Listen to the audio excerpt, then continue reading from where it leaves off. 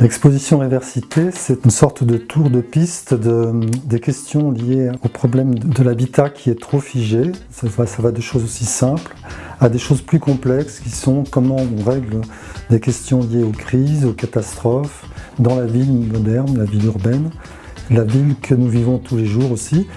Et donc la question était assez vaste pour pouvoir en faire une exposition assez riche qui s'est organisée en plusieurs séquences. Donc, une séquence qui était plus orientée vers la flexibilité, la réversibilité des petits bâtiments et peut-être parfois des quartiers. Une autre version qui est plus orientée sur la question de la récupération des éléments différents de chantier que l'on voit maintenant apparaître. Beaucoup d'associations se mettent à récupérer des objets, comme ça a été la mode autrefois dans les années 80-70 aux États-Unis. Et on voit aussi donc une certaine envie de recyclabilité qui s'élabore à l'échelle de la ville. On a essayé de montrer des exemples, des réflexions aussi sur le thème de cradle to cradle qui consiste à dire du berceau au berceau, c'est-à-dire à récupérer un bâtiment une fois qu'il a été utilisé pendant quelques années.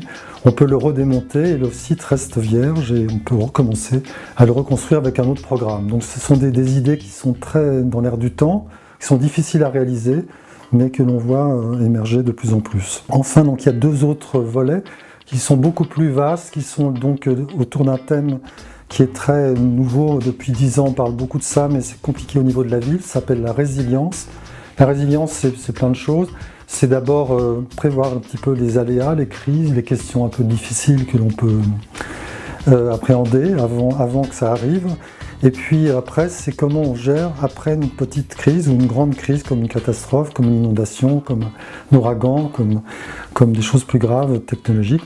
Donc là-dessus, il y a aussi beaucoup de réflexions. Donc on a pensé que ces 4 volets étaient relativement proches. Nous avons donc interrogé un certain nombre d'experts, de maîtres d'ouvrage, d'ingénieurs, d'architectes, qui sont sous forme d'audition privée mais aussi d'audition publique.